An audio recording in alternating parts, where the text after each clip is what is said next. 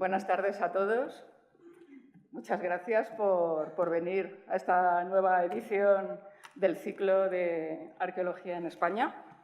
Y, bueno, siempre que presento a la gente me pongo muy contenta, pero hoy estoy muy contenta porque son dos colegas, dos compañeros del Museo de Teruel, es decir, como de la casa, uno en activo y otro ya en jubilación, pero muy activo igual. Bueno, me tienen que perdonar ellos que tenga que resumir sus interesantísimas trayectorias profesionales, que es algo que siempre ocurre porque, bueno, la gente que viene aquí es de nivel, ¿eh? Entonces, tienen ya pues, muchas publicaciones, artículos, libros, que son imposibles de resumir en una presentación que tiene que ser breve para que puedan hablar ellos, que es lo que importa. Entonces, pasaremos por encima de esa trayectoria y nos centraremos más bien en su actividad como técnicos del Museo de Teruel, que no solamente desarrolla lo que todos entendemos que hace un museo, sino una importante actividad en arqueología de campo, con 3 excavaciones abiertas, con campañas anuales, que son las de El Alto Chacón, el Cabezo de San Pedro en Oliete y La Caridad en Camín Real. Beatriz Ezquerra es conservadora de museos, directora del Museo de Teruel desde enero de 2024, y desde 1991 ya era conservadora de la sección de arqueología. Su especialidad es el periodo celtibérico y romano. Ha dirigido excavaciones en diversos yacimientos de Teruel, destacando La Caridad, la Loma del Regadío, el Cabezo de San Pedro en Oliete, el acueducto romano de Albarracín a Cella y la necrópolis del Vallado. Aunque como buen técnico de museos pues, le ha tocado tocar diversos palos, ¿no? Y quería destacar uno, que es un proceso siempre muy silencioso, que no se ve fuera de los museos, pero que es muy importante, aunque también es un poquito desagradecido, que es la normalización documental. Es decir, cómo llamamos a cada cosa, que es lo que nos permite localizar y controlar todos los objetos de nuestras colecciones. En este caso, pues, el tesauro tipológico de las colecciones arqueológicas en Aragón. Bueno, relacionados con todas estas excavaciones, también ha diseñado proyectos de centros de interpretación, como el de la cultura romana en Camín Real, la cultura ibérica en Oliete, el del acueducto romano. Ha comisariado exposiciones temporales en el Museo de Teruel, y de ellas solo vamos a comentar la más reciente, que además está relacionada con el tema de hoy, Non Modo Bellum, vida cotidiana en la ciudad antigua de La Caridad.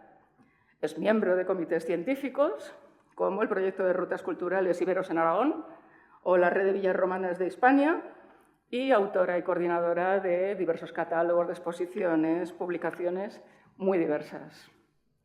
Y Jaime Vicente Redón es también conservador de museos desde 1983, ya te estaba poniendo un siglo. Pues esto sí que sería un milagro arqueológico, ¿eh? Vamos, estaría aquí pintiparado. Estoy hecho polvo, pero sí. Bueno, ha sido director del Museo de Teruel entre 1990 y 2003 y entre 2011 y 2023, y ese paréntesis se debe a que en ese periodo intermedio fue director general de Patrimonio Cultural del Gobierno de Aragón. Desde muy pronto se especializó también en las culturas paleohispánicas y el proceso de romanización. Ha dirigido excavaciones arqueológicas en diversos yacimientos de estos periodos, que los voy a mencionar para que no sea menos, como el Palomar y el Cabezo de San Pedro en Oliete, los hornos ibéricos de Valdecebro, La Caridad, en Camín Real, la villa romana de Urrea de Gaén y el acueducto romano de Albarracín Cella, entre otros. Es también el responsable de la concepción y el diseño de la exposición permanente, las salas en exposición del Museo de Teruel. Ha dirigido también trabajos de creación y de montaje de centros de visitantes en yacimientos arqueológicos. Es también un gran conocedor de estos procesos de gestión de instituciones y colecciones que son imprescindibles para la vida cotidiana de un museo y sin los cuales ningún museo puede funcionar, aunque no siempre se vean. Ha comisariado numerosas exposiciones temporales de arqueología, de etnografía, de arte contemporáneo. Ha colaborado en muchas otras aportando textos o asesoramiento. Colabora también habitualmente en másteres y posgrados de museología y de gestión del patrimonio. Ha sido vocal en diversos organismos, lo ha hecho todo, vaya. Son los años. Bueno, otros llegan a esos años y no hacen la mitad, así es que tampoco te hagas de menos. Bueno, destaca la Junta Superior de Museos, el Consejo de Patrimonio Cultural de Aragón y sobre todo ha sido vocal del patronato de este museo y de su comisión permanente, lo cual le hace aún más amigo de lo que ya es. Este verano ha tenido lugar la campaña número 40 de excavaciones en La Caridad, que merece una grandísima felicitación porque esto no es nada común ni nada corriente. Y ya, sin más, les dejo a ellos dos para que nos cuenten lo que de verdad importa. Muchas gracias. Bueno, después de esta introducción tan exhaustiva, con ese acierto a la hora de fichar, de datar, estamos en un ámbito arqueológico y es muy importante la datación, mi fecha de nacimiento. Entonces, como ustedes ven, me conservó bien, gracias a los cuidados de los conservadores y conservadoras que están hoy aquí presentes y que me aplican los correspondientes consolidantes, reconstituyentes e incentivos varios, ¿no? No tengo 170, pero 70 sí. Como decía hace un momento Paloma, estamos muy contentos de estar aquí intentando transmitirles, aunque a gran parte de vosotras lo conocéis perfectamente porque hay un sector del público que está muy vinculado al yacimiento de La Caridad desde hace muchos años y por lo tanto conocen perfectamente todo lo que vamos a decir hoy, ¿no? Para los que no lo conozcan, espero que les sirva un poco de aproximación a un yacimiento cultural, a un yacimiento arqueológico que no es especialmente conocido, a pesar de estos 40 años que llevamos trabajando allí, que, como decía Paloma, es un esfuerzo, pero también es la constatación de una decisión consciente de continuidad en los trabajos arqueológicos como única manera de obtener un número de datos suficientes como para poder comparar y extraer conclusiones que tengan un mínimo de soporte científico, no sacar conclusiones con excavaciones pequeñas o con excavaciones parciales, sino a través de datos acumulados de todo tipo durante mucho tiempo, ¿no? Sin más preámbulos, si os parece, empezamos a tratar un poco el yacimiento. Nos han comentado que cuanto más rápido seamos, mejor, para no alargarnos mucho en el tiempo, porque realmente tenemos una cierta tendencia, yo especialmente, a enrollarme a la hora de explicar determinadas cosas, ¿no? En la portada de la primera diapositiva vemos un poco una pequeña síntesis de lo que pensamos que es el yacimiento, que iremos comentando al final y que espero que la conclusión que se puede deducir de esta primera imagen sea la que ustedes obtengan después de escuchar la conferencia. No sé si todos conocen dónde está Camín Real, dónde está La Caridad. Lo hemos puesto en este primer plano, en este primer mapa, con esa estrellita grande. La Caridad es mucho más pequeño que eso, evidentemente. Pero lo que queremos, sobre todo, aparte de ubicarles a los que no lo conozcan en el sitio en el que se encuentra, está en el río Jiloca, que es un afluente del río Jalón, que es un afluente del río Ebro, y que, por lo tanto, está en un sitio importante en cuanto a las vías de comunicación y penetración de todas las influencias culturales, desde el Mediterráneo a través del Ebro, a través del Jalón hacia la meseta, a través de la costa levantina también. O sea, está en un punto de altura, porque está casi a 1000 metros, a 900 y pico metros de altitud, pero en un corredor que históricamente ha sido recorrido por las distintas influencias culturales, ¿no? El yacimiento corresponde a un momento de gran complejidad cultural, étnica. Como vemos en el primer mapa, hay multitud de pueblos con distintas culturas, con distintas tradiciones, con distintos sistemas económicos, en un panorama muy heterogéneo en la península ibérica, que progresivamente va adquiriendo algunos elementos unificadores mediante la penetración desde el Mediterráneo de lo que llamamos las influencias iberizadoras, ¿no? Hay determinadas técnicas, determinados conocimientos técnicos, determinados aspectos culturales que van penetrando hacia el interior, ¿no? En el sitio en el que nos encontramos, que es aquí, estamos prácticamente en la frontera lingüística, que no política, entre el territorio que habla lengua o lenguas ibéricas y el territorio que habla lenguas célticas.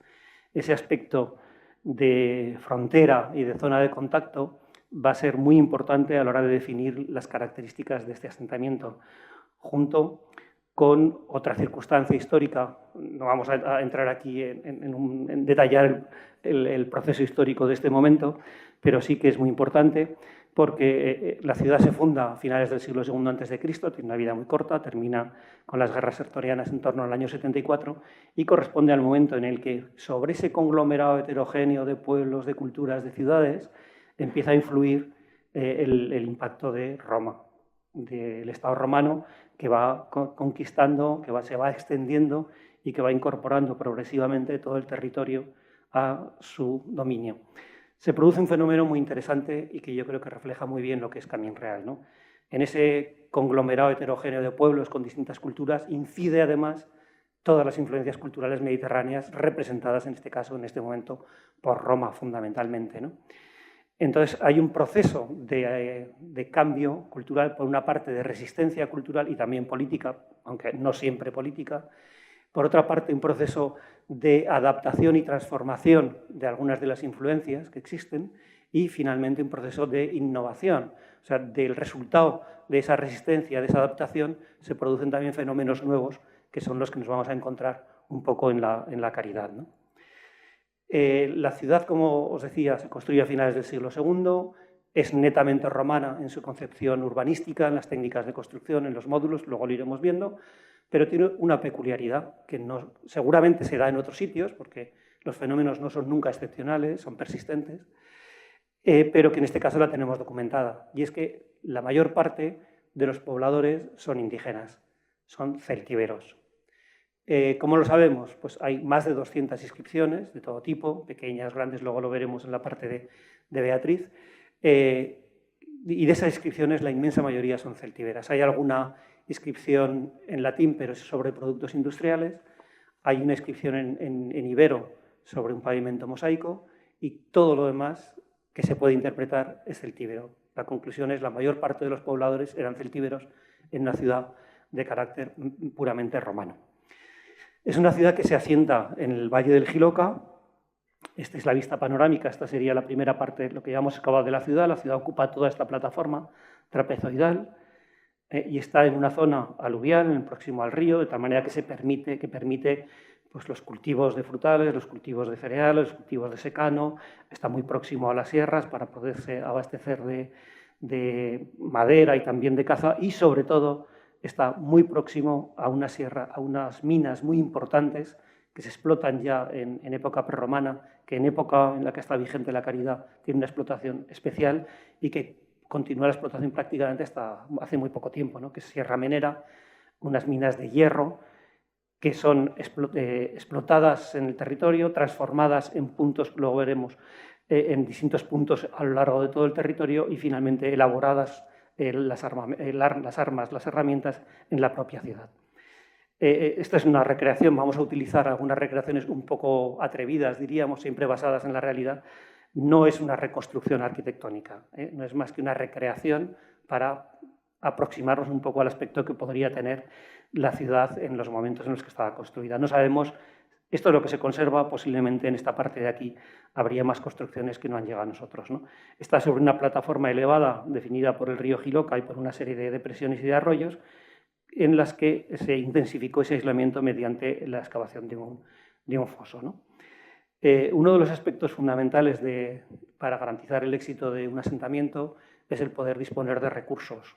Hemos visto recursos económicos, agrícolas, ganaderos, mineros, pero también suministro de agua. El suministro de agua es un elemento fundamental. El análisis reciente que hemos efectuado a lo largo de toda la depresión del Jiloca ha permitido detectar que posiblemente el suministro de agua a la ciudad se realizaba desde unos ojos, que llaman unos manantiales, los arroyos de la Rifa, que están a 1 kilómetro de la ciudad y que podría ser conducida el agua mediante gravedad sin ningún tipo de problema. No hemos encontrado ningún conducto todavía que lo acredite.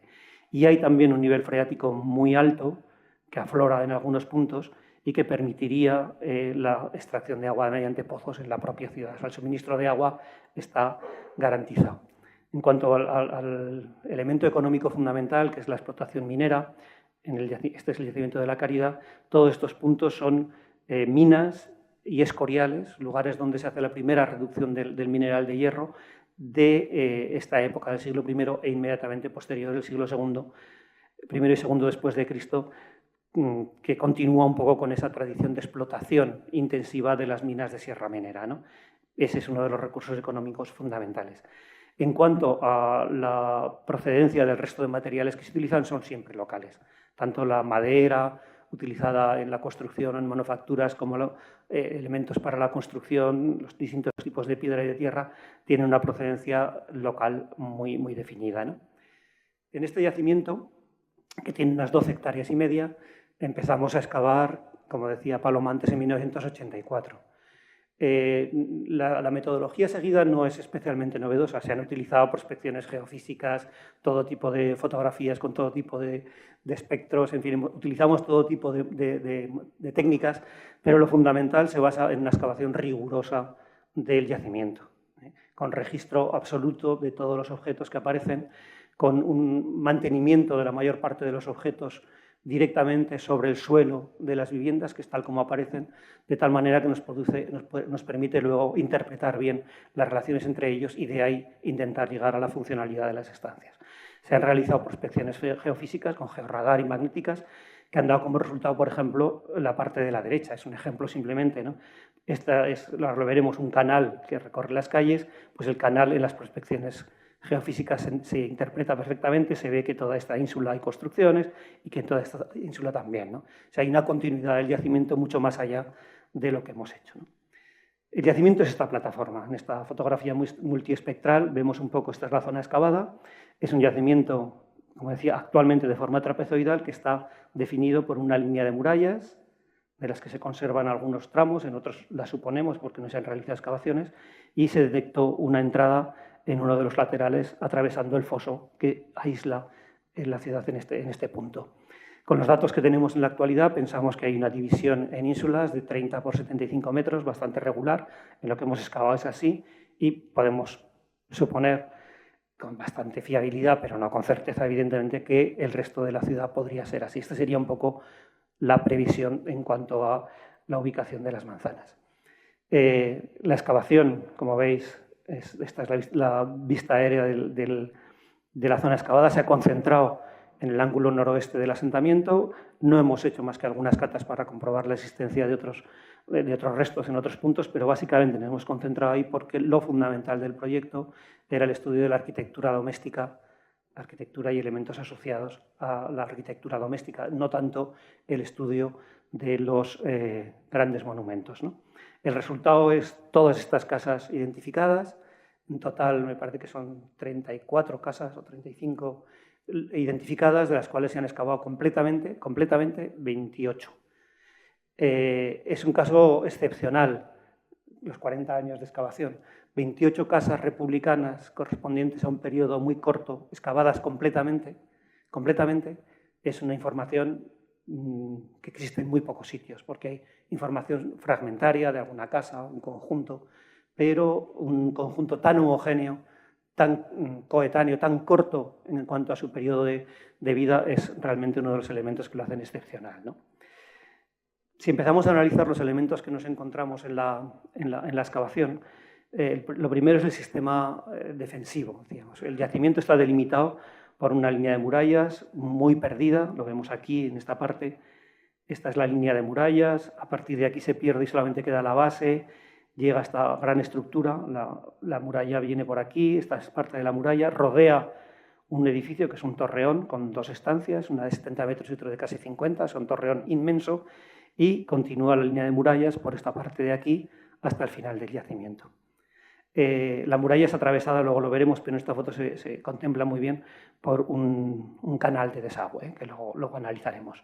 Este es el sistema de fortificación. La muralla, esta es la base de la muralla donde ya han sido extraídos los sillares, esta sería la parte de muralla que se conserva sin haber sido extraídos los sillares, y tiene una anchura de 1,80 m y, como digo, va rodeando absolutamente todo el yacimiento, y a la muralla se le adosan una serie de construcciones en lo que llamamos las ínsulas perimetrales.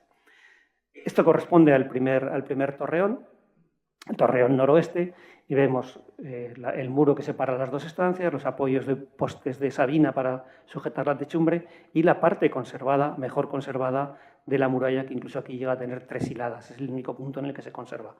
¿Por qué no se conserva? Pues se ve perfectamente en esta parte de aquí qué es lo que ha ocurrido. Aquí ha habido una incisión, ha habido una zanja enorme que se ha hecho en su momento, seguramente en el siglo XVII, para extraer toda la piedra de las murallas y utilizarla en la construcción de una ermita cercana, la ermita de la Virgen de las Cuevas. Hay un documento del momento de la construcción que habla del milagro que hizo la Virgen proporcionando a sus la construcción de la ermita, la piedra lavada, entre otras era de la muralla de la Caridad, cosa que nos permite acordarnos de la Virgen y de sus milagros con cierta intensidad, ¿no? Como decía, toda la ciudad está estructurada en manzanas de casa, en ínsulas muy regulares. Por unas calles, Cardos y Decumanos, norte, sur, este, oeste, en fin, que todas tienen las mismas dimensiones, todas las que hemos excavado hasta ahora, 6,50 me parece que es, ¿no? 6,50 la anchura de cada una de ellas. Y están constituidas normalmente por la calzada, el ajer, unos márgenes, unas aceras, y en 2 de las calles un canal para la evacuación de aguas residuales y pluviales, ¿no? Esta es otra de las calles que define otra de las manzanas de casas. Hasta aquí tenemos el canal y a partir de aquí está sin excavar, pero se supone, porque la prospección geofísica lo hemos visto, que continuaría el mismo sistema de construcción, ¿no? En las esquinas de las casas se instalan piedras esquineras a modo de volardos para evitar que las esquinas sean dañadas por los carruajes. Aquí vemos también la estructura de una de las aceras de la calle, ¿no? Las calles sirven para muchas cosas, ¿no? Para circular por ellas, evidentemente, pero también como lugares de evacuación de aguas y para evacuar las aguas pluviales, todas tienen una ligera pendiente para facilitar la evacuación hacia el río, y también para la evacuación de aguas residuales de las distintas construcciones. Vemos aquí canales secundarios que atraviesan el pavimento de la calle y van a parar al canal principal de evacuación. Hay una serie de registros, posiblemente para la limpieza, y no se ha conservado, pero creemos que estaban cubiertos o bien por piedras o casi seguro por madera, ¿no? El canal en el cruce de una de las calles gira con un ángulo de 90 grados redondeado perfecto y se dirige hacia el río. El interior del canal es este, tiene unos 50-60 metros de profundidad y un desnivel... ¿Perdón? ¿Centímetros? ¿He dicho metros? No, metros no soy tan alto como para ocupar los 50. Y una pendiente en torno al 1%, más o menos, que es la pendiente idónea para que pueda arrastrar los residuos, pero que no provoque erosión. El canal que he comentado antes, que está junto a la muralla norte, es este. Es un canal que atraviesa la muralla aquí arrasada, pero estaba la muralla en esta parte de aquí. Entonces, por debajo de la muralla se produce un pequeño estrechamiento y fuera ya del asentamiento hay este canal, que tiene un poco más de altura, que lleva el agua directamente al foso lateral, ¿no? En cuanto a las técnicas de construcción, son muy básicas. Las técnicas consisten en el empleo de piedra para la mampostería, para las primeras 3 hiladas de mampostería, y a partir de ahí se construye con tapial. Todos los muros de todas las viviendas son compartidos, son muros medianiles compartidos, excepto en la casa principal, que luego veremos, la casa de Liquine, y su vecino, la casa anexa, que hay un doble paramento. Pero todas las demás son muros compartidos, ¿no? Hay una utilización, como digo, de piedra para la base, de distintos tamaños. En la cimentación hay piedras mayores, hay una pequeña zanja de cimentación y luego la implantación de piedras de mayor tamaño y luego mampostería irregular en todos los muros, ¿no? Lo vemos aquí muy claramente como las piedras de cimentación tienen un mayor tamaño para darle más estabilidad y más fuerza, lógicamente, y después la mampostería irregular. A partir de ahí se construye con adobe. Aparte de la tercera hilada, más o menos, se construye con adobe. Vemos este muro de adobes caído en bloque desde este muro de aquí hacia la calle. Esta es una de las calles, la última de las calles excavadas, y si se fijan bien, se ven los distintos bloques de adobe con el módulo de 29, por el módulo del pie romano, que ocupa absolutamente hasta arriba sin ningún tipo de vano en este sector. ¿Qué nos permite saber esto? Aparte de que los muros sean de adobe, evidentemente, la altura de las fachadas, si son 6 metros, más de 6 metros conservados de altura de fachadas, evidentemente 2 plantas. Es lo que se deduce de estos muros caídos directamente sobre la calle, la existencia de al menos 2 plantas de construcción. En cuanto a los recubrimientos, la mayor parte de los recubrimientos de los muros son de arcilla, de tierra. Solamente en algunas estancias un poco más ricas, con muchas comillas, se utilizan revestimientos de mortero de cal, en algún caso con elementos decorativos como esta semicolumna y la pintura en alguna de las pinturas, en alguna de las paredes, perdón. El resto de las estancias no pavimentadas son suelos de tierra, normalmente el mismo suelo de tierra natural o en algún caso compactado, añadiéndole arcilla o añadiéndoles en algún caso muy esporádico cal, ¿no? Hay una serie de apoyos, en fin, para mantener las techumbres, pero este sería un poco el aspecto general. Las entradas de las casas, en algún caso están retranqueadas y se han conservado los elementos de hierro, luego los analizará Beatriz también, de alguna de las puertas. Por ejemplo, estos son los herrajes de la puerta principal de la casa de Liquine, un doble portón de 2,20 metros cada una de las puertas que conserva las abrazaderas y los clavos que unían montantes y largueros. En otras casas hemos localizado también el sistema de umbral, con unas abrazaderas con clavos que van sujetando las batientes y el alojamiento del cerrojo para el pasador de la puerta central, ¿no? Existen en el interior de las casas otro tipo de estructuras, por ejemplo, luego lo veremos, pero es muy característica la presencia de hogares en el suelo, que son unas placas de tierra con un añadido en el que se marca un pequeño rectángulo con un saliente que marca la ubicación del fuego del hogar y unos apoyos y restos de un poste para los elementos que permitían colgar el yar sobre el fuego. Junto al hogar suelen aparecer silos o bodegas o elementos de almacenamiento de estas cocinas, ¿no?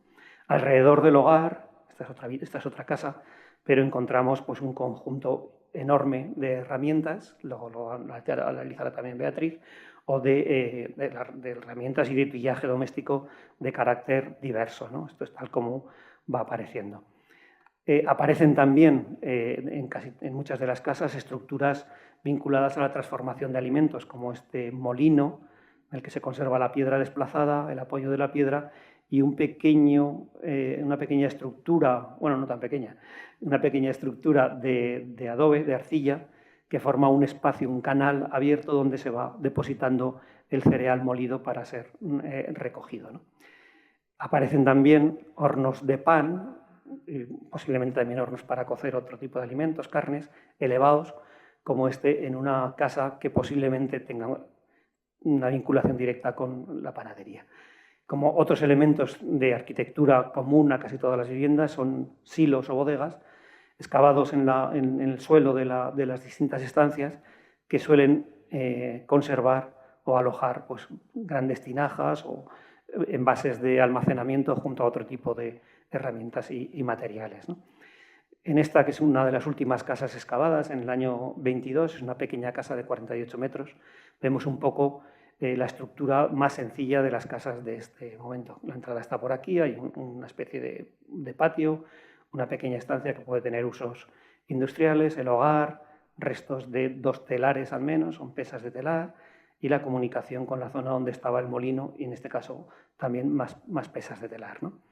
Hemos detectado también instalaciones industriales para la transformación de otros elementos. En este caso concreto, un horno de fundición de hierro, de forja, es un horno de reducción. Esta parte de aquí que está vinculado con una gran cubeta donde se depositaban las escorias, que fue sellada en uno de los pocos momentos de modificación de la estructura original de la ciudad. La ciudad está estructurada según este esquema en lo que tenemos visto, ¿no? Las ínsulas perimetrales, que están subdivididas a su vez en varias unidades, en varias casas, y las ínsulas exentas, que tienen una estructura rectangular y a la vez se subdividen en lotes que también son regulares. Estas son las distintas casas que conforman la ínsula 1, estas son las casas que conforman la ínsula 5 y estas son las casas que prevemos que se estructuran la ínsula 7. Visto con un poco más de detalle, aunque también esquemáticamente, estas son la identificación de las viviendas. Ahora veremos las plantas de las casas. Tenemos desde casas, estos son 2, de 48 metros hasta la casa de 900 metros en planta, que es la casa de Liquine. A pesar de esa diversidad de tamaños, hay unos elementos estructurales que se repiten y es la importancia de las cocinas, luego lo veremos. En base a todas las casas conocidas hemos establecido una tipología que no pretende hacerse extensiva, sino es una tipología de ordenación de las casas de la caridad. Como digo, son, me parece que 28 casas enteras, republicanas, sin modificaciones apenas, ¿no? Desde la casa más sencilla de una sola estancia, o 2, aunque en este caso esta segunda está un poco en el aire,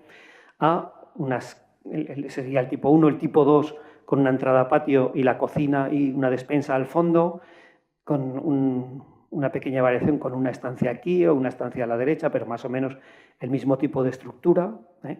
La entrada, estancia y la cocina al fondo, sería el tipo 2.1. El tipo 2.2 es parecido con un corredor lateral, una entrada lateral, pero ya con 2 estancias en un lateral y la cocina al fondo. El 3, un corredor más largo y la cocina en un lateral junto a una estancia, una solo, en la planta baja, que está dedicada a usos artesanales fundamentalmente. O el siguiente tipo, el tipo 3, con un corredor central, con estancias a los 2 lados, la cocina al fondo, el mismo esquema pero con la cocina más centrada, aunque esta parte de aquí en fin, plantea una serie de problemas. Una variedad del tipo de corredor central con estancias a ambos lados sería el tipo 3.2 con un corredor central, 2 estancias y la cocina, entrada, 2 estancias, la cocina y una habitación. El tipo, en este caso además, luego lo veremos, es interesante porque hay una modificación en este tipo de casa, de tipo de casa. El tipo 3 es similar, pero con estancias a los 2 lados, en fin, la cocina ubicada. Y el tipo 4 es la casa de Liquine, que es completamente, es una casa itálica, es una casa helenística, con patio central, que tiene poco que ver con el resto, aunque en tipología de construcción sí que es. La variación de superficie se refleja muy bien en este gráfico, desde las más pequeñas de 48 metros hasta la de Liquine, ¿no? Es verdad que hay un núcleo, lo que llamaríamos la mediana, está en torno a 120 hasta 200 metros cuadrados, sería un poco la casa estándar de la Caridad, más por debajo y también por encima, pero un poco ese sería el grueso de las casas, ¿no? En el gráfico de abajo hemos representado, junto al tamaño de las casas, el tamaño de las cocinas. Vemos que el tamaño que se dedica en cada una de las casas a la cocina es muy similar. O sea, a pesar de que el tamaño de las casas es muy diferente, el tamaño de las cocinas es bastante importante, bastante similar, ¿no? Y eso indica la importancia que tiene estas dependencias en el conjunto de la casa. Sin embargo, si lo hacemos reflejado el porcentaje, no los metros totales, sino el porcentaje de las cocinas frente al 100% de las casas, vemos que está en torno del 40-50% en la mayor parte de las casas. O sea, esa estancia es la estancia fundamental de las viviendas de la Caridad, excepto en la casa de Liquine o en las otras casas grandes, que evidentemente el porcentaje de utilización de ese espacio es un poco menor porque hay estancias especializadas más numerosas, ¿no? Hemos elegido 6 modelos de casas, un poco para hacer un comentario muy rápido, no sé cómo vamos de tiempo, que no lo he cronometrado. Bueno, procuraré ir rápido. Hemos elegido 6 tipos que reflejan bien los distintos modelos de casa, ¿no? En primer lugar, esta casa que, como os decía, corresponde al segundo tipo, que es el corredor lateral, una habitación con un gran silo donde aparecían fundamentalmente herramientas. Este color indica que tiene un uso predominantemente artesanal, y la cocina, aunque en este caso el suelo estaba, o sea, el hogar, perdón, estaba bastante alterado, ¿no? El porcentaje de objetos encontrados en cada una de las habitaciones de la casa denota un predominio de los materiales vinculados a las actividades puramente domésticas, o sea, alimentación, almacenamiento, cocina y similares, frente a las artesanales, que serían las naranjas, y una representación normalmente muy pequeña en todas las casas, no voy a reiterarlo mucho, de armamento o cosas similares, ¿no? En este esquema representamos, no sé si se ve en la proyección, el número a la derecha del icono, del dibujito, el número de envases que hemos identificado, o de objetos o de ejemplares que hemos identificado en cada una de las casas, ¿no? Pero se refleja un poco aquí, ya iréis viendo que se repite, en algunas casas es muchísimo más extenso, pero se observa presencia de elementos de almacenamiento, de vajilla de mesa, de vajilla de almacenamiento también, de sistemas de iluminación, de herramientas, en este caso ganaderas también, ¿no? Es un poco, casi todas las casas tienen una representación de todas las actividades, aunque con menor presencia, ¿no? Una reconstrucción un poco de juego de estas casas, que está junto al torreón. Aquí esta gran mole que se ve aquí grisácea correspondería al torreón de la muralla. Esta es la muralla, aquí hay una casa más, y esta es la entrada, la estancia, diríamos, de uso artesanal, y la estancia con el hogar, ¿no? El segundo modelo de casa, que es una de esas casas pequeñitas que hemos visto de 48 metros, tiene un elemento parecido. Una entrada a un patio grande, la entrada suele ser tan grande como para permitir el acceso de carruajes, un acceso a una estancia fundamentalmente de almacenamiento, el hogar con la placa de arcilla y la comunicación con dos espacios donde aparece un molino y normalmente aparecían también los elementos de los pondus, los elementos de taller, ¿no? Esta sería un poco también lo uso, estancia de paso, estancia de almacenamiento y las cocinas, ¿no? La reconstrucción de esta casa con la casa gemela que no hemos reconstruido para que se vea bien, pues sería esta estructura, ¿no? La entrada aquí, un pequeño recodo, la entrada a esta habitación independiente, la entrada a la cocina, en la cocina que se comunica con las bodegas. El tercer tipo de casa sería un gran corredor, un gran patio posiblemente descubierto. En este caso no hemos encontrado un muro de cierre, no sabemos si es que ha desaparecido o simplemente que era una estructura abierta a la calle, con un horno posiblemente de pan en la parte final y el acceso a varias estancias. Las casas contienen una estructura de cocina que es esta, aquí se ve muy claramente. El espacio central con la placa del hogar, dos muros con tres apoyos que se notan perfectamente en el dibujo del aparejo y un muro más pequeño, a veces de piedra, a veces de adobe, que delimitan tres espacios claramente. El hogar y bodegas y almacenamiento o lugar de transformación de alimentos con el molino. En este caso hay una pequeña transformación a lo largo de la vida de la ciudad y es que se subdivide este espacio, pero es una transformación pequeña, ¿no? En esta casa, ya es una casa un poco más importante, el despiece, diríamos, ¿no? el desglose de los elementos que han aparecido. A través del análisis de estos elementos pues podemos reforzar la interpretación del uso de las distintas estancias, aunque muchas veces los materiales aparecen realmente muy mezclados, o bien por el momento de destrucción y saqueo, o bien porque las estancias tenían un carácter multifuncional y se distribuía el uso más en función del tiempo que del carácter. No hay, es decir, lo de cocina solamente está en el hogar, lo de almacenamiento solamente está en el almacén, sino que está todo muy distribuido y ocupando gran parte de la superficie de las distintas estancias. Esta sería la reconstrucción de la casa por la calle, el horno, la cocina y sus dos dependencias anexas y otra dependencia más de carácter artesanal. Otro modelo de casa que hemos visto es la casa con el corredor en T, la entrada, una pequeña perforación para poner la tranca que sujetaba la puerta principal, dos estancias de carácter artesanal, el acceso a la cocina, que eran las habitaciones 5 y 6, con las bodegas y esto con su estructura claramente, con los tres apoyos y los muros intermedios, y el hogar central. ¿Qué ocurre? Que en un momento también de evolución de la ciudad y la casa se amortiza ese hogar, se construye un muro intermedio, se crea una habitación más y el hogar se desplaza a esta otra habitación. Hay un cambio de uso, no difiere fundamentalmente la configuración de la casa, pero sí un pequeño cambio de uso. Esta casa tiene un carácter mucho más artesanal, hay más presencia de elementos artesanales en alguna de las estancias que en las que hemos visto hasta ahora, ¿no? Este es el despiece, otra vez el desglose del material que ha aparecido en la casa y la reconstrucción, la entrada, las dos estancias, el hogar, en fin, un poco ya vamos viendo la estructura de la casa, ¿no? No han aparecido tejas, las cubiertas seguramente, bueno, con seguridad eran de entramado de barro y paja. Un avance más en la complejidad de las viviendas es esta con un corredor, un patio corredor posiblemente abierto, que llega casi hasta el final de la casa. Es una casa de mucho más tamaño, de mucha más superficie, con una serie de estancias mal conservadas, porque hay muchos muros que tenían que separar que no han aparecido, y la estructura de hogar, más bases de molinos y hornos en la parte final. Esta es una casa que va de calle a calle, tiene dos fachadas y unas dimensiones considerables. Sería un poco esta.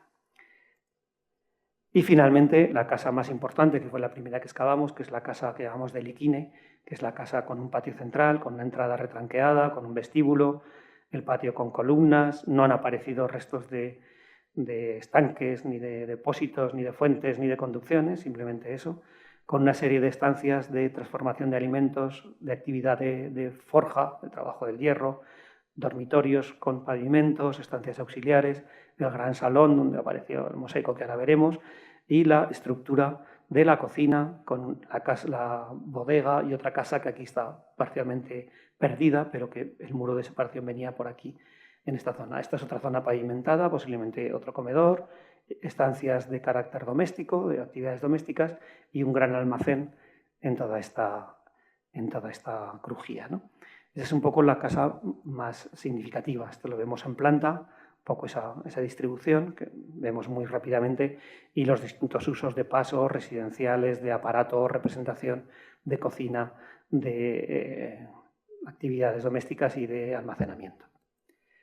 La distribución de objetos, veis un poco también la preponderancia en el gran patio de todo el tipo de materiales. El gran patio es un espacio que acoge la mayor parte de materiales, no sabemos si acumulados en el proceso de destrucción o que simplemente se utilizaba realmente para muchos usos ese gran patio, y como la predominancia de los elementos domésticos en gran parte.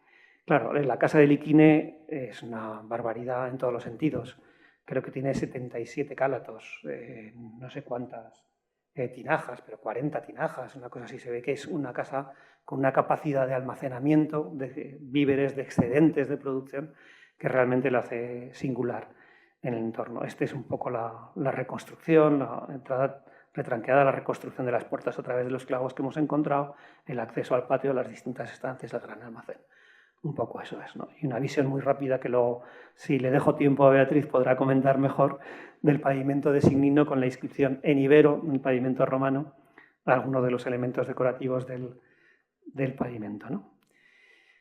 Ese es un poco el panorama muy rápido de la arquitectura y el urbanismo de la Caridad. Yo creo que para mí fundamental es resaltar el carácter de planificación estricta de todo el espacio, de subdivisión en lotes constructivos de las distintas manzanas, evidentemente jerarquizado, evidentemente destinado a grupos familiares con poder adquisitivo diferente, pero que contienen muchos elementos comunes, tanto en las técnicas constructivas como en el propio material, los conjuntos materiales que aparecen, para que se pueda pensar en una cierta homogeneidad, ¿no?, en cuanto a los bienes disponibles, diríamos, ¿no?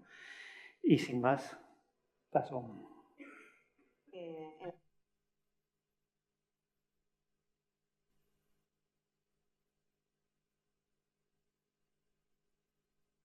Proceso de identificación, clasificación y restauración de conjunto de objetos aparecidos en la ciudad está en continua evolución, dado el ingente volumen recuperado y el estado de alteración que presentan, especialmente los útiles de hierro, circunstancias que complican enormemente los procesos de restauración.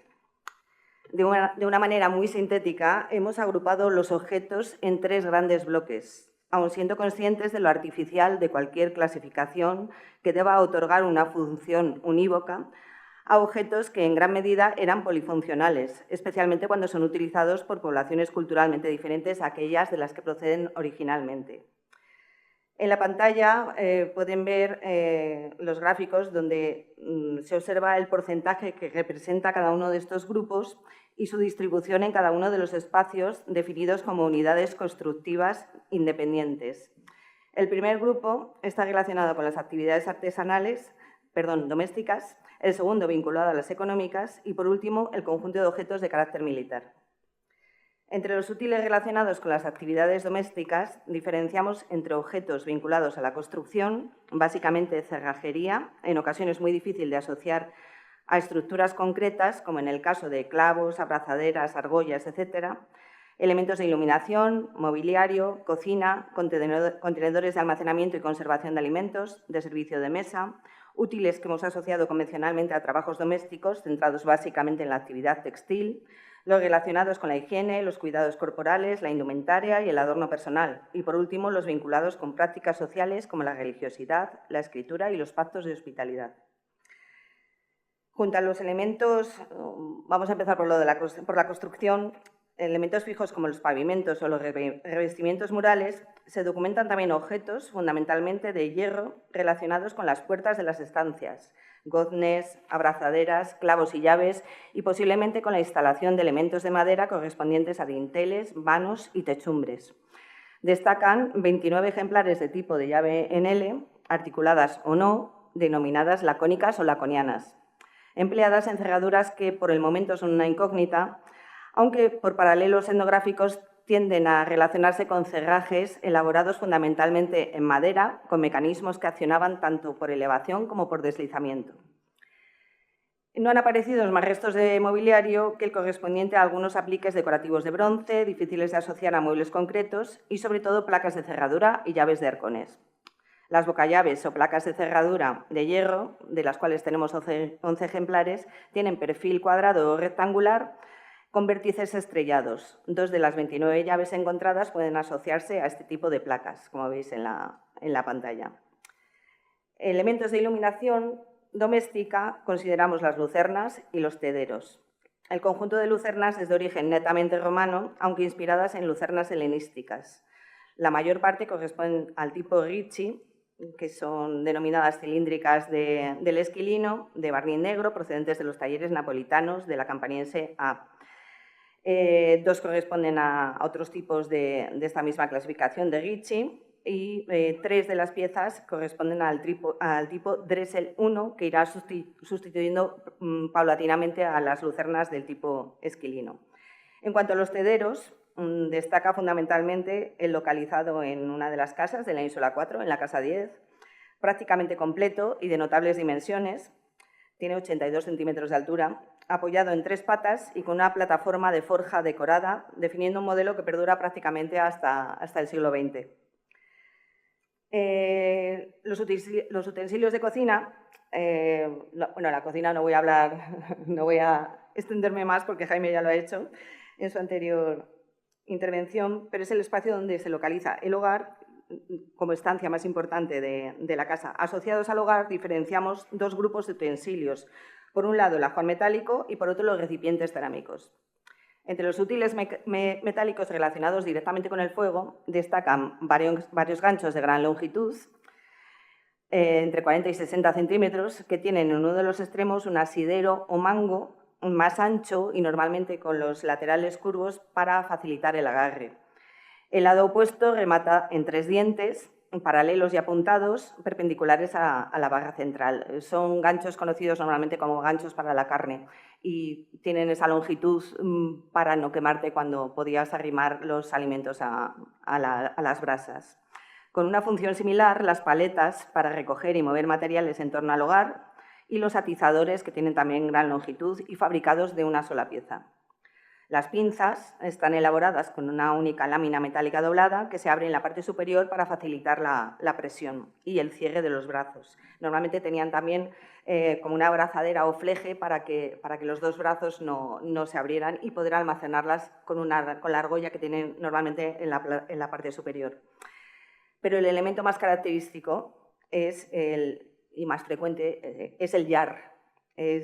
Tenemos más de 20 ejemplares y habitualmente está formado por 2 barras circulares con forma de gancho en uno de los extremos y en el otro un perfil plano y circular con una perforación central para poder ensaltar la argolla para poder colgarlo a su vez.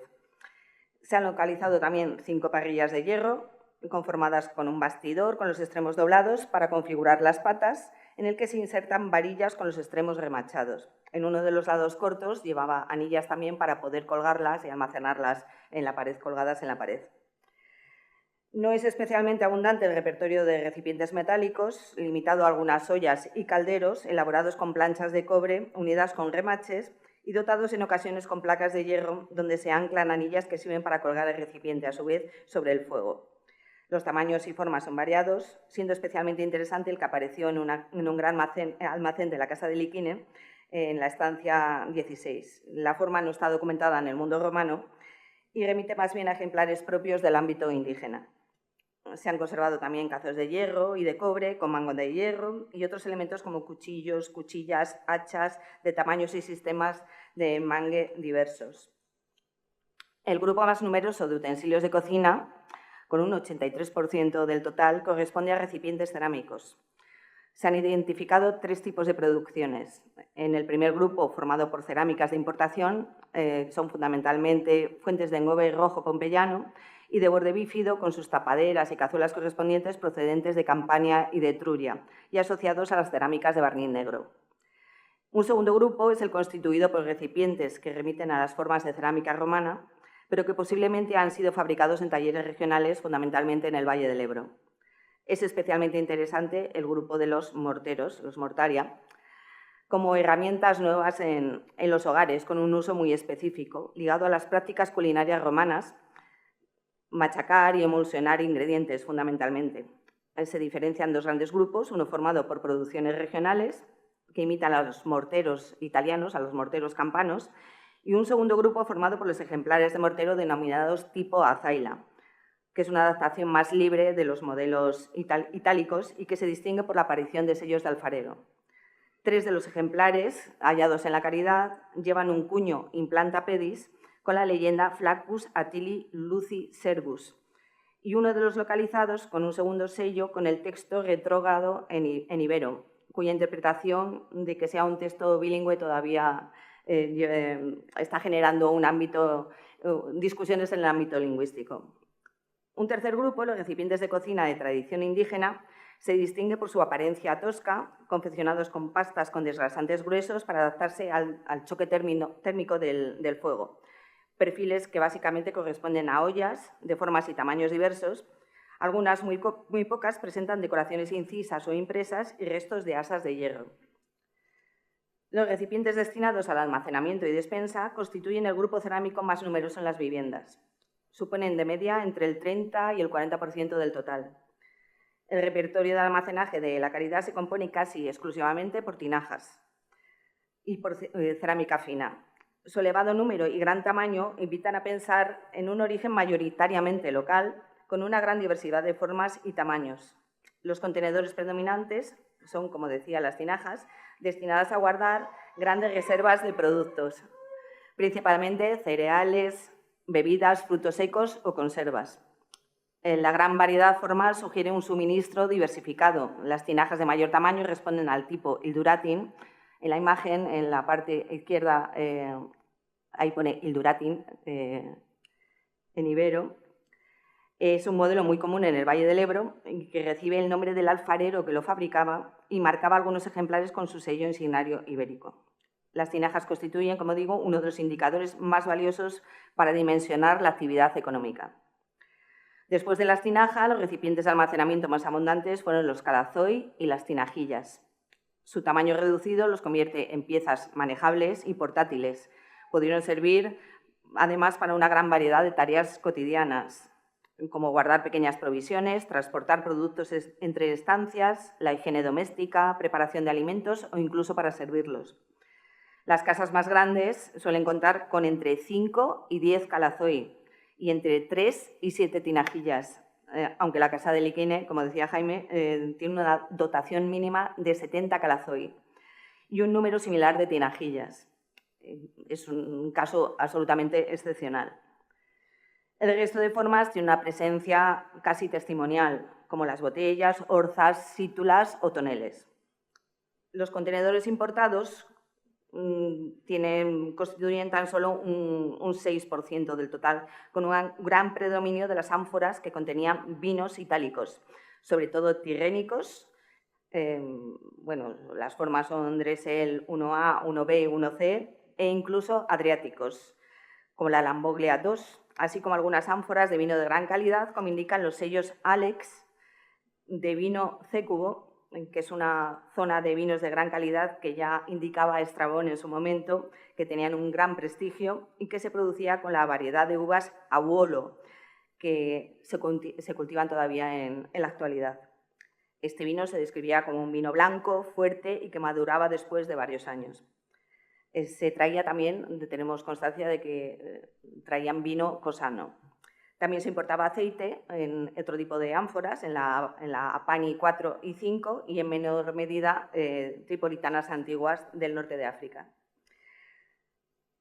El servicio de mesa está compuesto también de manera casi exclusiva por recipientes cerámicos, con excepción de algunos elementos metálicos relacionados con el servicio del vino, costumbre romana adoptada claramente por los habitantes de la Caridad. La presencia de coladores, en la siguiente diapositiva se ven coladores que evitan la caída de impurezas y especias contenidas en el vino, o los diferentes tipos de cazos que proporcionan las medidas apropiadas de los distintos líquidos que se sirven en la cena romana, son la evidencia más clara de la adopción de dicha costumbre. El suministro de utensilios para el servicio de mesa está claramente dominado por los talleres de manufactura indígena, con casi un 81%, con piezas de notable calidad, elaboradas en arcillas muy depuradas y cocidas a altas temperaturas. Habitualmente tienen tonalidades anaranjadas, con acabados muy cuidados y a menudo con decoración pintada en tonos rojo vinoso. La decoración suele ser geométrica, con motivos sencillos, y las representaciones figurativas apenas aparecen, aunque algunos ejemplos tenemos. En la cerámica de mesa indígena son muy frecuentes los platos y los cuencos, inspirados en modelos de barniz negro itálico, fenómeno que es prueba de una adaptación creativa por parte de los talleres locales. En menor número se constata la presencia de otros tipos, como jarras, caliciformes, copas con pie destacado, tazas, botellas y un vaso plástico denominado ascos. La cerámica de mesa de importación corresponde casi exclusivamente a las producciones itálicas de barniz negro. En la pantalla visualizan de manera esquemática las procedencias y las formas de los ejemplares localizados hasta este momento, constatando un fuerte predominio de los procedentes de los talleres de Cales, que está en la Campania italiana. Los productos del círculo napolitano y siciliano son mucho más reducidos y del ámbito etrusco tan solo tenemos un ejemplar. El repertorio formal lo encabezan los platos de fondo llano, le siguen cuencos para el consumo de alimentos semisólidos o de líquidos de manera individual, los vasos o píxides para consumo de alimentos líquidos también de manera individual, o pequeños platos o soportes. El valor que le concedían a esta producción es evidente y queda reflejado en los 52 ejemplares de este grupo que llevan grafitos incisos. Postcocción, la mayoría son epigráficos, salvo en un caso que es figurado, interpretados habitualmente como marcas de propiedad, lo que supone una proporción mayor y muy significativa a los grafitos sobre soporte de cerámica de técnica ibérica. Las producciones de paredes finas están también constatadas, pero tenemos muy pocos ejemplares. Bajo el epígrafe de objetos relacionados con trabajos domésticos, nos referimos a aquellos que se realizan sin necesidad de instalaciones o infraestructuras específicas. En el caso de la caridad se han constatado la actividad textil en varias de las unidades constructivas, la acumulación de pesas, más de 300 tenemos inventariadas en algunos espacios, y la abundante presencia de fusayolas en un número superior a 300, y en menor medida de agujas y cardadores, ilustra bien su importancia. Las pesas o ponderas realizadas a mano responden a dos formas de fabricación básicas: las que no han sido cocidas y forman bloques fácilmente deleznables, y las que se han fabricado en pastas y procesos de cocción similar a las de la cerámica de técnica ibérica. Las formas corresponden a prismas troncopiramidales y presentan en ocasiones grafitos y marcas como de gema, como la que está señalando Jaime. En cuanto a las fusayolas, la diversidad de formas es notable, así como la decoración, incisa, impresa, pintada, que ostentan gran número de ellas. Algunos ejemplares también contienen epígrafes incisos en alfabeto ibérico. En el capítulo de objetos relacionados con la higiene, el cuidado del cuerpo y el adorno personal, hay que destacar el hallazgo de un estrígil de hierro, varias pinzas de bronce, sondas y pequeños embudos de bronce y un conjunto de contenedores o ungüentarios fusiformes, esféricos o globulares.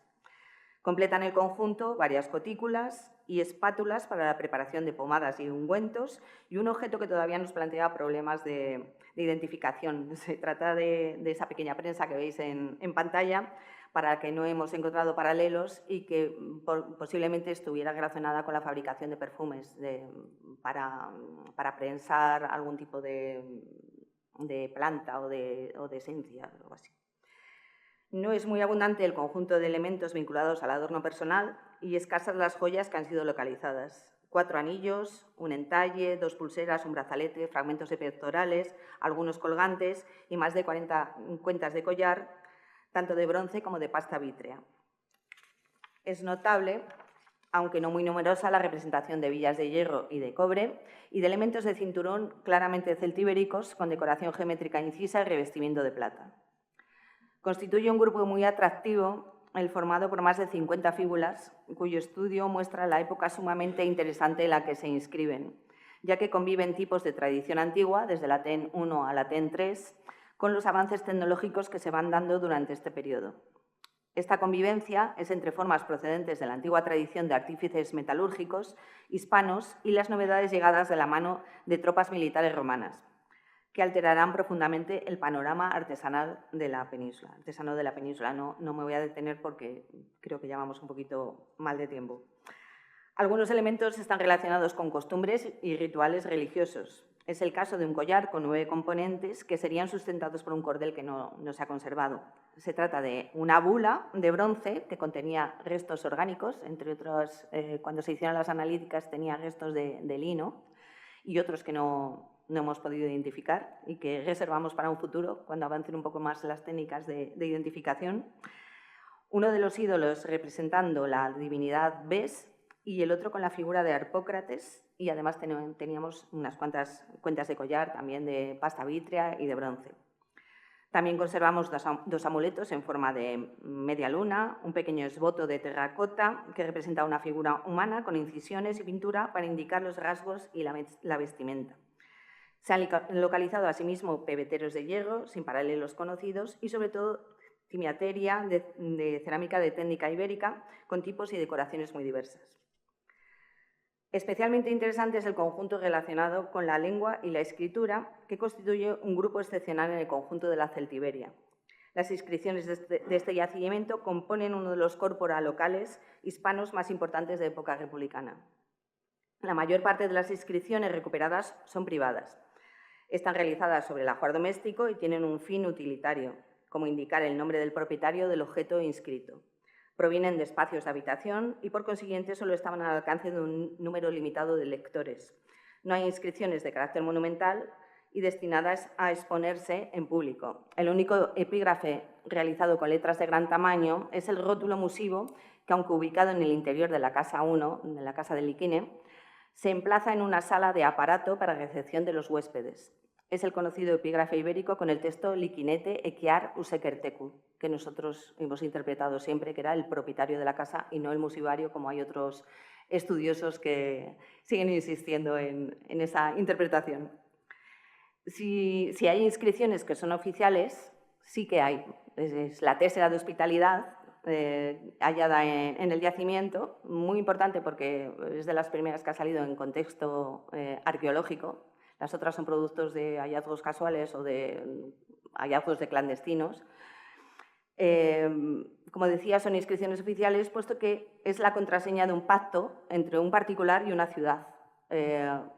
Nuestra tésera dice Lazuro Kosokun Tarmestutez Kar, que nosotros hemos interpretado como un pacto de hospitalidad del Azuro, del grupo de los kosokos, con la ciudad de Tarmestútez, que algunos autores han interpretado también como Tiermes, Tarmestútez, Tiermes en tierras sorianas. También es probable que el bronce de Torrijos sea un texto oficial a juzgar por el tipo de soporte. La mayoría de las inscripciones se realizan en envases cerámicos y solo 3 están grabadas sobre objetos metálicos, los 2 que acabo de citar y un estilo de bronce que está inscrito en las 2 caras y que todavía no hemos logrado descifrar. Este corpus epigráfico es multilingüe, pero las inscripciones ibéricas y latinas son una minoría. Predomina claramente la lengua celtibérica y, por tanto, puede afirmarse que la ciudad, aunque fundada por Roma, fue habitada por celtíberos, como así atestiguan los epígrafes de unas cuantas familias: Kosokun, Camarokun, Useokun, Virikun, Lutorikun, Katinokun, Lakikun y Tirtokun. El hallazgo de instrumentos de escritura, como son los stili, confirma también el uso de tablillas enceradas, un tipo de soporte común en la escritura cotidiana de época clásica. Las inscripciones atestiguan el uso de la escritura con diversos fines, como indicar el nombre del artesano, el de los propietarios y el de los contrayentes de un acuerdo de hospitalidad. El segundo gran grupo que os citaba al comienzo es el vinculado con las actividades productivas. Su importancia en el total de elementos de la caridad no es muy alta, es en torno a un 10%, porcentaje que debe ser matizado, ya que algunos objetos de hierro que deberían ser adscritos a esta categoría no han sido todavía restaurados. Se constata la importancia de las actividades agrícolas, junto con la ganadería y la explotación forestal. El número de útiles de forja es, sin embargo, más limitado. En el caso de la actividad textil, los datos deben ser relativizados, ya que se contabilizan como unidades cada una de las pesas o de las fusayolas localizadas, cuando deben ser consideradas como conjuntos delimitados en función de su ubicación. El repertorio de útiles relacionados con la agricultura refleja gran parte de los trabajos que se llevan a cabo en este ámbito. Para la preparación de la tierra se han localizado 21 azadas, habitualmente rectangulares y de grandes dimensiones y peso, aunque también se identifican las más estrechas propias del laboreo de tierras de regadío. Se utilizan para cavar, en las labores de mantenimiento de algunos cultivos como la vid y el olivo y para remover el estiércol. Tenemos también azuelas de perfil triangular u oval con 2 sistemas de enmangue, uno más sencillo, forjando un orificio para insertar el mango de madera, o un segundo más elaborado con una placa de hierro que actúa de mordaza. Podían emplearse para romper y desmenuzar la tierra, pero también para cortar y desbastar madera. Las aguijadas o rascadores se utilizaban para eliminar la tierra pegada a la reja del arado u otras herramientas. Y en cuanto a los procesos de siega y recolección, se han localizado más de 41 hoces, con sensibles variaciones en la curvatura, longitud y proporciones altura-longitud de las hojas, pudiendo establecerse varios tipos y funciones diferenciadas. Los ocinos y podaderas se utilizaban tanto para podar vides y frutales como para cortar malas hierbas a modo de escardillo o enmangados en un largo palo para las tareas de mantenimiento y limpieza del terreno. Son extraordinariamente abundantes también las orcas, tenemos 30 ejemplares de 3 y 5 ganchos y el conjunto se completa con 12 rastrillos para agrupar la hierba o la paja. A pesar de la importancia que indudablemente tuvo la ganadería, solo se refleja en tres tipos de útiles: los cencerros o esquilos, las tijeras de esquilar y los cargadores de los que hemos visto anteriormente. Están fabricados con una mezcla de hierro y de cobre y algunos ejemplares conservan el badajo de hierro todavía. Las de menor tamaño, las campanillas, consideramos que pueden relacionarse también con el ámbito militar o cultural. Las tijeras de esquilar, tenemos 21 ejemplares, estaban fabricadas de una sola pieza, con ojos triangulares y con los extremos apuntados. Además de su uso para el esquileo, se utilizaban también para cortar fibras, textiles y pieles. Los cardadores, 23 ejemplares también, servían para preparar una materia textil para el hilado, limpiando y separando unas fibras de otras. Los que se conservan completos presentan forma rectangular o trapezoidal, con una hilera de púas individuales, rectas y de sección circular, unidas por láminas de bronce. Es abundante también el conjunto de herramientas para la explotación forestal y los trabajos de carpintería, tanto vinculados con la construcción como con la fabricación de diversos objetos. Destaca el número de hachas y cuchillas, tanto de descortezado y desbastado, la presencia importante de abridores, azuelas, formones, gubias, siegas de arco, de las que nos ha conservado el bastidor. Una de las actividades mejor documentadas y que justifica en gran medida la elección del lugar para la construcción de la ciudad es la explotación minera y la transformación del mineral del hierro. Se han conservado 2 yunques, uno de ellos con un peso de 73 kilos, y el segundo es un tas más pequeñito, es un tas de orfebre, normalmente se conocen así, que pesaba 6 kilos. 2 tenazas, cinceles, tajaderas, punzones y luego una serie de herramientas que podían ser, como decía antes, polifuncionales y que no se adscriben a ninguno de estos grupos. Hachas picos, picos mayos, picos azadas, etc. En lo referente a los medios de transporte, es excepcional por su conservación y rareza la pareja de ruedas de un carro pesado de eje fijo con radios de madera y placas de refuerzo, abrazaderas y llanta de hierro. Por el contexto de su descubrimiento, en el interior de un espacio reducido, es muy posible que se encontrasen desmontadas y en proceso de reparación, quizá para la reposición de la llanta, inexistente en una de ellas y conservada muy parcialmente en la otra. Algunos elementos metálicos encontrados en el entorno de las ruedas podían formar parte del vehículo, como elementos decorativos o correspondientes a estribos, frenos, abrazaderas, fijaciones de las partes de madera, etc. La circulación monetaria vigente en el primer cuarto del siglo I a.C. se puede intuir a partir del estudio de las 76 monedas localizadas en la Caridad. Estaban distribuidas en numerosos espacios, con una pequeña acumulación en la casa de Liquine, pero por la distribución que hemos analizado a lo largo de los años hemos visto que son casi todas pérdidas. La gente se las fue perdiendo, ¿no?, en su vida o cuando iba por la calle, en fin. No hay ningún atesoramiento, no hay ningún tesorillo, ¿no? Normalmente son casi todas ibéricas y celtibéricas. 8 ejemplares son de plata, tenemos denarios de Volscan y uno de Roma, y el resto, el 88,71, son monedas de bronce. Analizando las entidades responsables de las emisiones se observa una gran diversidad, con 22 tecas, de las que 4 son romanas o hispano-romanas, Roma, Calagurris, Córdoba y Valencia. 2 son emisiones bilingües, 2 son fenicio-púnicas y el resto son ibéricas, con cecas como Volscan, Castilo, Arce, Kelse, Quese, Salduye, Sequia, Seteisken, y celtibéricas en sentido amplio, con la mayor representación de un 58,06 de las acuñadas en Beligio, Orosis, Bilbilis, Secaisa, Arecorata, Contervia cárbica, Nertovis, Tabañu y Tamaño. La cronología de las monedas de la caridad muestra una concentración en el periodo comprendido entre la segunda mitad del siglo II a.C. y el primer tercio del siglo I a.C., sin que traspasen el umbral marcado por el final de las guerras sertorianas, coincidente plenamente con la datación que se obtiene del estudio de los restos de materiales del yacimiento y su comparación con otros conjuntos bien fechados como son Valentia o Libisosa. Para terminar, comento el equipamiento militar, cuya representación es reducida, aunque hay que tener en cuenta que gran parte del utillaje considerado doméstico y de las herramientas artesanales puede relacionarse también con este ámbito. El armamento presenta una gran diversidad, pero una notable homogeneidad en lo que respecta a cronología y ambiente cultural. Encabeza el grupo, por su importancia, una catapulta romana denominada Scorpio, que representa un modelo de máquina de artillería accionada mediante torsión, de formato manejable, fácil de montar y capaz de disparar dardos a gran distancia con rigurosa precisión. Los restos encrontados corresponden a diversos componentes metálicos que integraban la caja central, denominada capitulum, y los 4 modioli de la catapulta, cuyo mecanismo se completaba con piezas de madera y otros materiales perecederos ya desaparecidos. Se han identificado también 3 dardos o pila catapultaria, utilizados como proyectiles en este tipo de ingenios.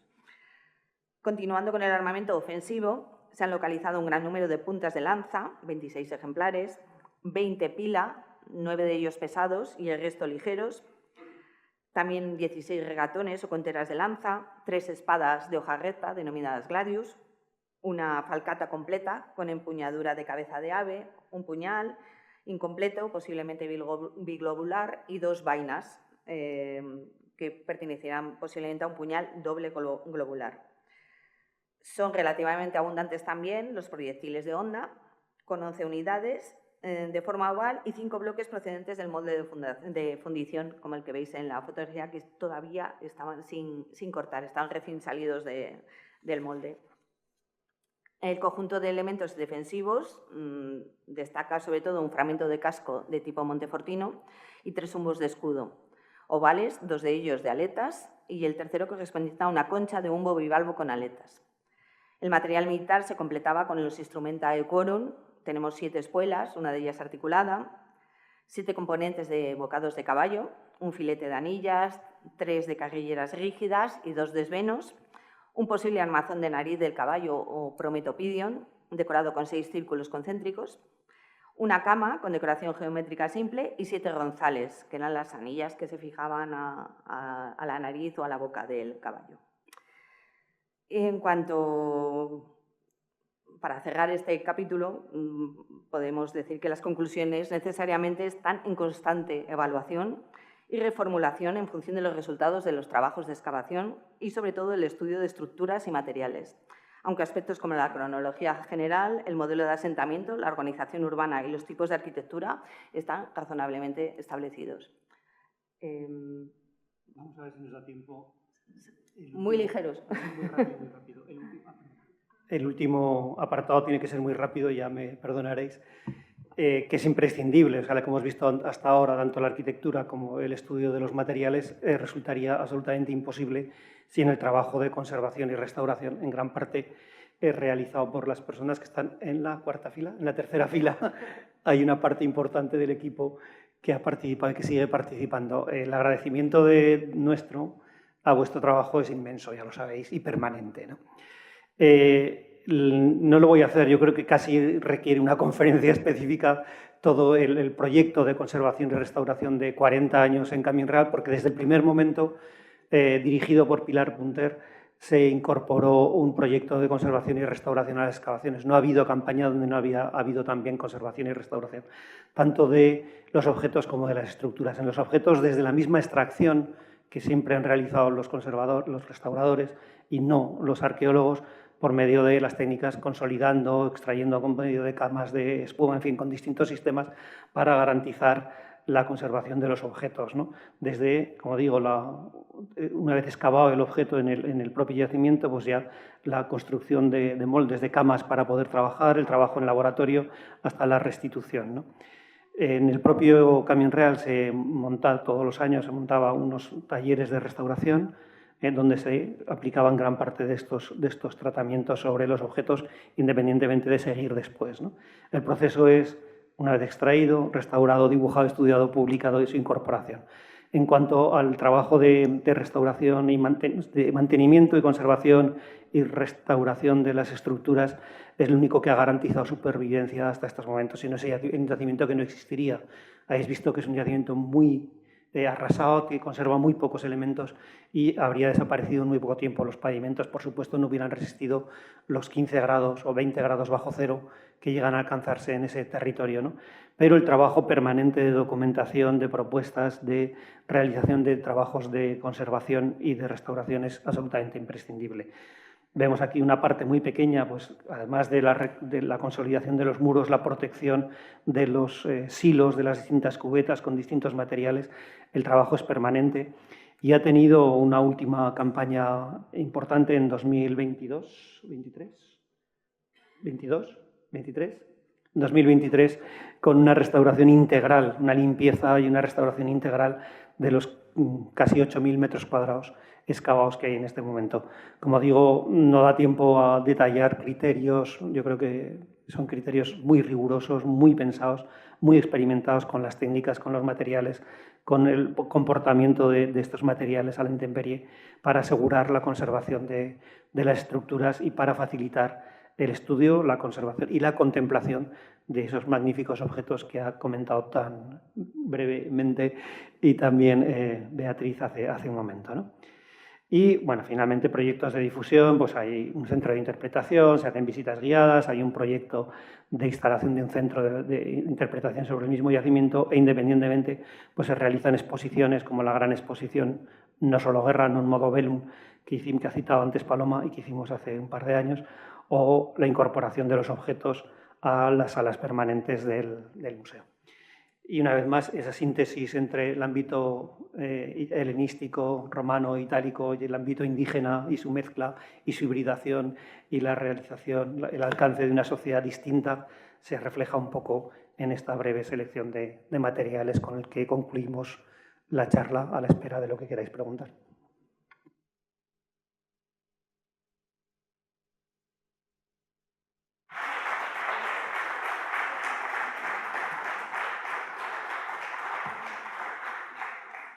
Bueno, pues llegó el momento del público, pero vamos a esperar a que baje la compañera con el micrófono porque sabéis que todo se graba. Entonces, si no esperamos al micrófono, no te oyen. Levanta la mano para que te vea. Ay. Gracias. Bueno. Yo quería preguntar si se sabe la causa del abandono de la ciudad, porque había muchos objetos, parece que no organizaron el abandono. Y también tenía una pregunta de la ciudad anterior, la íbera o la celtíbera, que solo se ha hablado aquí de la mezcla, o sea, de la parte romana ya, y los restos anteriores. Empiezo por la primera pregunta, lógicamente. La causa es una destrucción violenta en el curso de guerras entre dos bandos, dos ejércitos romanos que libran parte de su guerra civil entre aristócratas timates y populares, en la península ibérica. Entonces, en torno al año 74, entre el 80 y el 74, esas guerras civiles se desarrollan en parte en la península ibérica y hay multitud de yacimientos arqueológicos que son destruidos, tanto indígenas como otro tipo de asentamientos que ahora entraremos. Es una destrucción violenta, o sea, se ha detectado una destrucción violenta, un incendio de todas las viviendas, un saqueo posiblemente del material, y lo que interpretamos nosotros, que no deja de ser una interpretación, es que la población tiene tiempo a huir, llevarse los elementos más interesantes económicamente, más ricos, pues monedas que han aparecido 76 o 77, pero en tantos metros no es una cantidad excesiva, las joyas, los elementos un poco más valiosos seguramente se los llevan y dejan aquellos elementos que o bien están amortizados o son difíciles de transportar o son elementos que se pueden sustituir, ¿no? Como todo el ajuar, las herramientas y todo lo demás. O sea, tal como aparecen los materiales, ya lo habéis visto en alguna de las diapositivas, los materiales estaban en su sitio, en gran parte podían estar en estantes o colgados de las paredes, y en el momento de la destrucción caen sobre los suelos. Pensamos que hay también, en algún sitio se constata mejor, como un saqueo previo al incendio, que es ir entrando en las habitaciones, ir sacando el material y destajando, diríamos, cogiendo lo que pueda tener algún interés y dejando lo que no lo tiene. En cuanto a la ciudad anterior, no hay ciudad anterior. Es una ciudad de nueva fundación. Es una fundación ex novo. Sobre el terreno no hay yacimiento anterior. Es una ciudad poblada por indígenas, posiblemente o bien procedentes de alguna población trasladada, o bien procedentes de las tropas auxiliares indígenas de las legiones romanas, y posiblemente también algún asentamiento de algún colono itálico, pero no hay un asentamiento anterior. Es una ciudad nueva que se construye a final del siglo II y que se destruye apenas unos años después. Por eso conserva las estructuras arquitectónicas también, porque no le ha dado tiempo a hacer modificaciones sustanciales. La ciudad planificada no sufre modificaciones a lo largo de estos años, no hay alteración de fachadas, no hay ruptura de alineamientos, no hay invasión de espacios públicos, que son los habituales en la evolución de una ciudad, no. Es tal como es concebida, con pequeños ajustes, reajustes en alguna de las viviendas, pero tal como es concebida es destruida. No hay un asentamiento anterior sobre ese solar. Sí que hay asentamientos anteriores, indígenas puramente, sin impacto romano, lógicamente, en todo el territorio.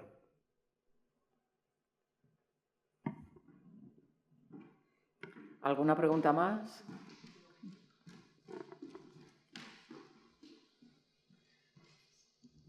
Hola, buenas tardes. Lo primero de todo, felicitarles por el importante trabajo que llevan a cabo. Y en segundo lugar, preguntarles, ¿han encontrado necrópolis dentro de la ciudad? ¿Fuera? No han dicho nada que yo sepa. No han hablado de necrópolis. Discúlpeme. No. Gracias. A usted.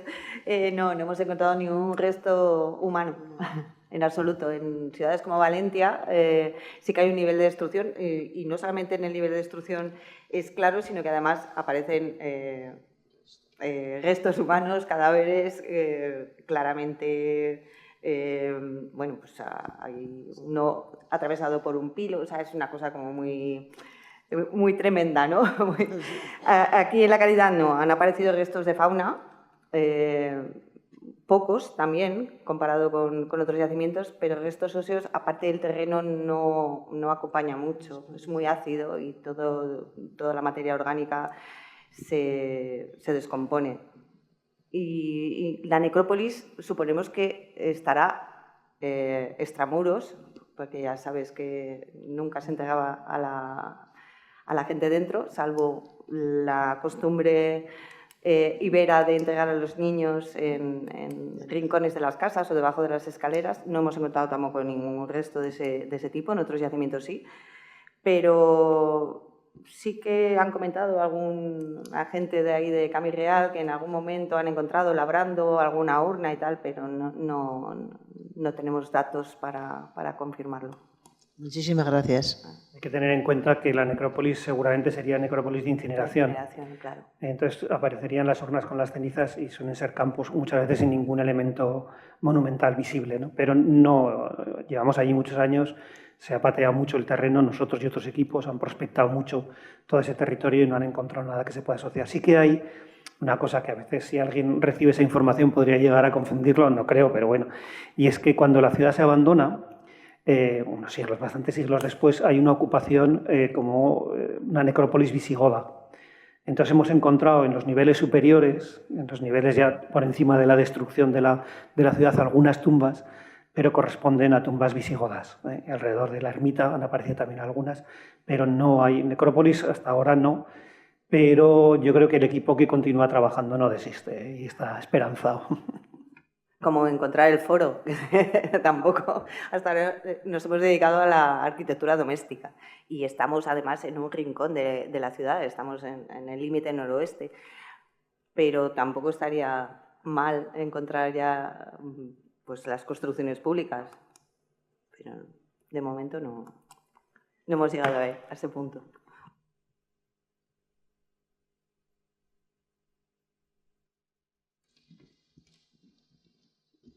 Buenas tardes. Enhorabuena por su trabajo. Espero que siga por la parte que me toca.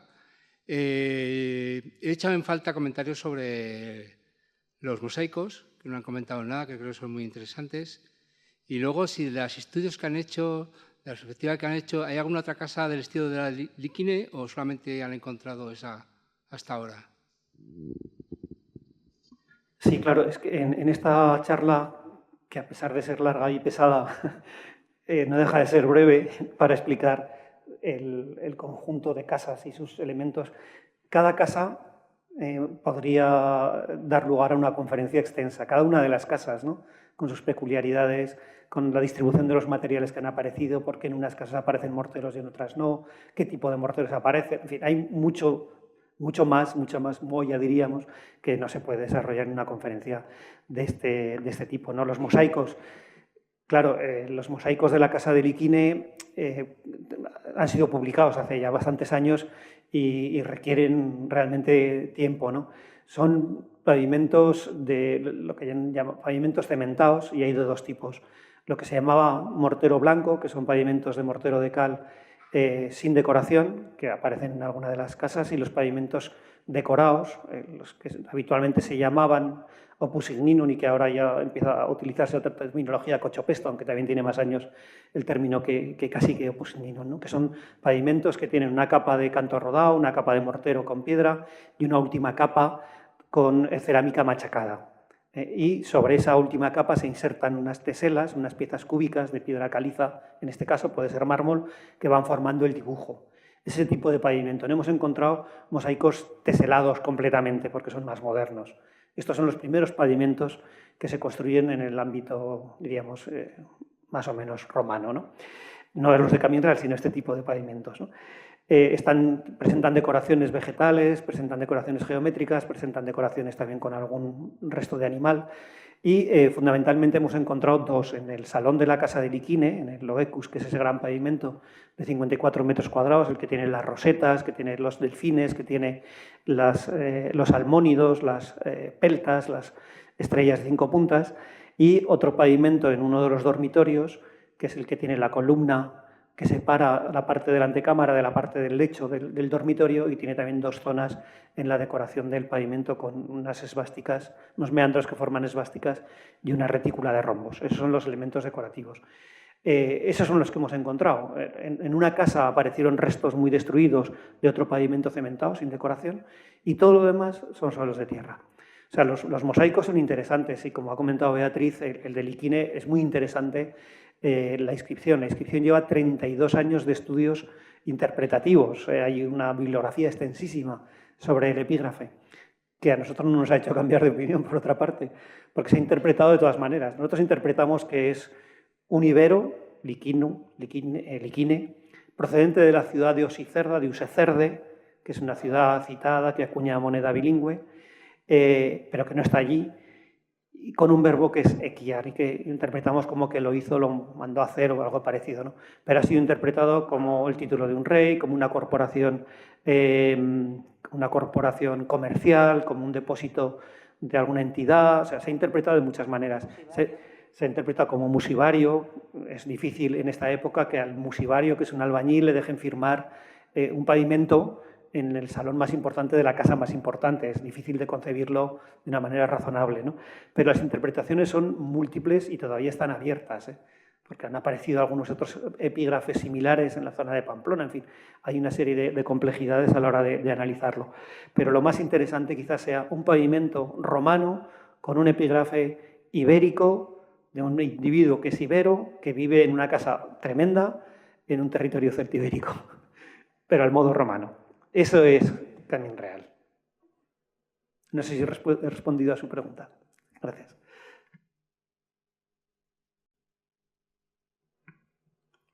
¿Alguien más se anima? Pues ya estamos todos agotados. Bueno, yo sí quería decir que, a ver, 76 monedas en un yacimiento excavado con metodología moderna no es ninguna tontería, ¿eh?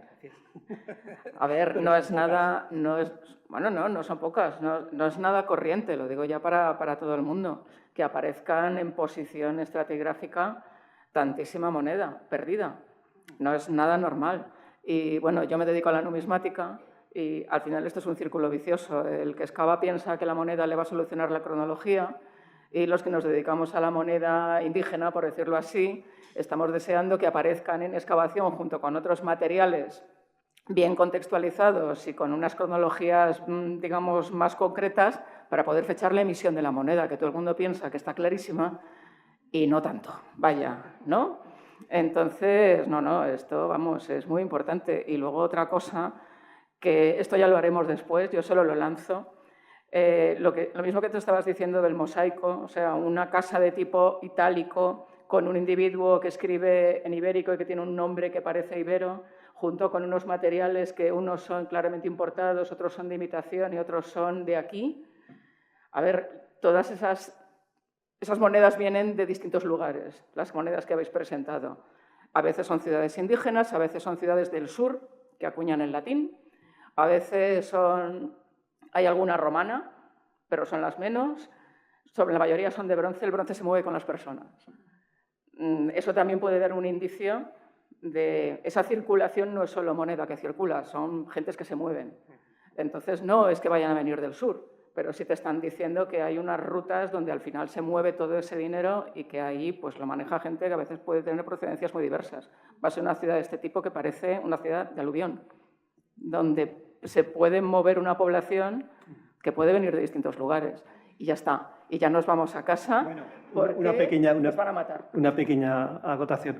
Claro, la conclusión que nosotros sacamos al estudiar la moneda, evidentemente, es del ámbito más próximo, celtibérico, ibérico, de la costa, de los centros mineros, las romanas, las de Volscan, las de Roma, las de Busus, las de Ibiza.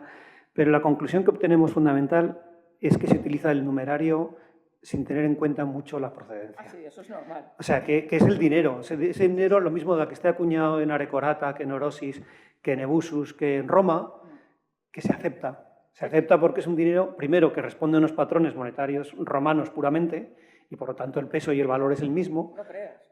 Bueno, ¿no? Más o menos. No, lo dejamos para otra conferencia. La conclusión nuestra es que sí, que evidentemente indica relaciones con esos centros mineros, con la costa, evidentemente, pero sobre todo que es el dinero que se acepta habitualmente, que se lleva, como tú dices, en el bolsillo, que se cae, que se pierda, que se paga, se hacen pequeños pagos con él, de una manera que no se tiene en cuenta la procedencia, si es de una ceca o de otra, sino es una moneda reconocida, una moneda válida. Hay mucho denario, mucha moneda de plata forrada, que eso es otra discusión. O sea, falsificadas, no falsificadas, sino fraudulentas. O sea, la entidad... O falsificadas. Sí, pero en este caso da la impresión de que el que acuña la moneda dice voy a colar moneda un poco más barata por el mismo precio, ¿no? Bueno, lo de los forrados da para otra conferencia, ¿eh? O sea, eso también se discute mucho si es un fraude del Estado que acuña de esa manera. Las forradas son monedas de cobre recubiertas de plata, para entendernos, ¿no? A no ser que las perfores o que estén muy deterioradas, tú no percibes a simple vista, cuando están recién hechas, si lo están. ¿Qué pasa? Que hay veces que esas monedas, sobre todo en los denarios romanos, el anverso y el reverso no corresponden a la misma emisión, sino que son híbridos. Eso en una ceca es más complicado de hacer, digamos, ¿no? Entonces, muchas veces se asocian con personal de la ceca que en sus ratos libres se dedica a falsificar su moneda, ya que están allí, y eso se conoce hasta la Edad Moderna, o directamente a falsos que se puedan hacer en ya talleres completamente autónomos, utilizando monedas reales que pasan por un molde y se convierten en cuños. Pero no es un proceso fácil, ¿eh? O sea, no es bañar la moneda en plata. Es complicado de hacer, con lo cual esto da para mucho también. La siguiente. Eso. Bueno, muchas gracias a todos y hasta la semana que viene.